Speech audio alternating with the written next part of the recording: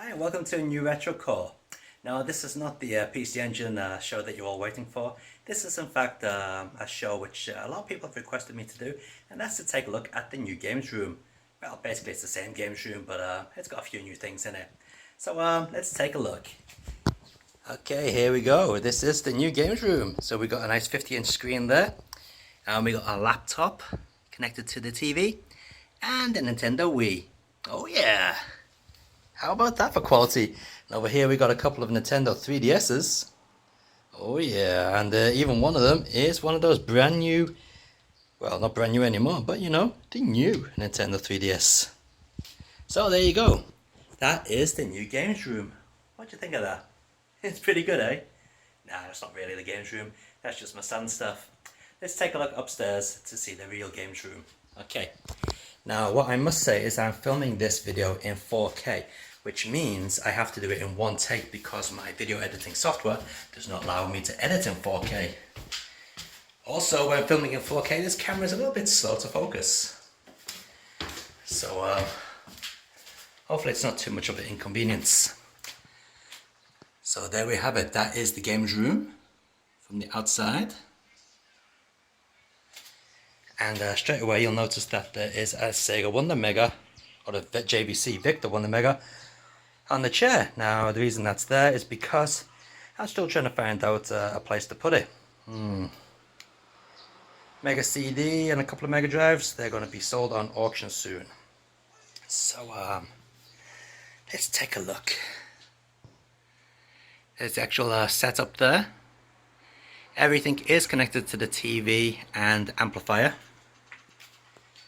So one thing I must talk about is this awesome switch box. This is made by a lovely guy on the Assembler Games forum.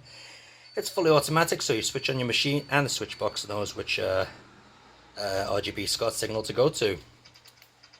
This one is wired up for a Japanese 21-pin RGB, but it also does a Euro SCOT style version as well. Nice little features this has is a C-Sync switch, which some people might need for their TV. We got a VGA out and a stereo out as well. Now that is connected to the FrameMeister, and also connected to the FrameMeister is the emulation PC, which is basically just doing a direct HDMI through signal. We got the PlayStation 2, which is connected via a D terminal, and the RGB out. Sorry, not RGB out, the HDMI out, which doesn't go directly to the TV. It goes to a two-way splitter down there, which you can't really see amongst the jungle of wires. That is a LIC, a German-made RGB splitter of extremely high quality. In fact, as you can see, we have the Super Famicom running on the TV there at the moment, and it is also running on the PC over there. Now, as you can see, there's absolutely zero lag. I mean, well, there probably is some lag, but it's so minute you can't even tell. It is really, really good, the image quality from that switch box, and it's really cheap as well. Okay, so let's take a look at the consoles we have set up. So we have the Super Famicom on the top. Now it has to go that way because Nintendo, in their wisdom, we're going to put the RGB out in the middle of the console. So I can't put it the regular way around because it fouls with the back of the unit. Underneath the Super Famicom we have the Mega Drive, Sega Saturn, and Sega Dreamcast. Everything is running through RGB. Next to that we have the Xbox 360 and a lovely little PC Engine Core Graphics, which is being RGB modded. Nice. Below that we have the Xbox One and a Blu-ray player. They go into the TV via HDMI. We have another Nintendo Wii that goes into the TV via D terminal, and we have the emulation PC and amplifier. This actual emulation PC can run games the same quality as an Xbox One or PlayStation 4, but I just use it for arcade emulation. It's got some nice graphic cards and solid state drives in there. And on the top we have a PlayStation 2 Slim. Lovely. And a couple of little boxes there for controllers and remote controls. The Xbox One and Xbox 360 games are in this cabinet, as you can see. There's actually quite a lot of games behind these. These are just face on because there's no space. A couple more games up there. And we got some Blu-rays and some of my DVDs, not a lot. Okay, to the business end of things, we have the Workhorse PC here. Those lights up keyboard things. And yeah, that's basically it really.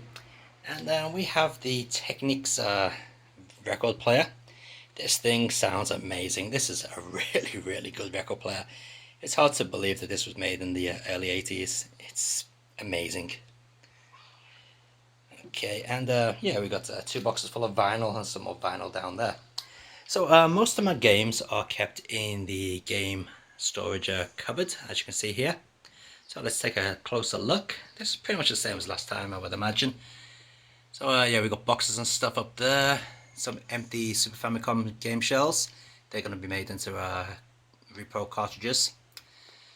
Here we got the games which need to be in double cases, but the cases were originally cracked or dirty, so they got binned. So I'm waiting to get some new cases.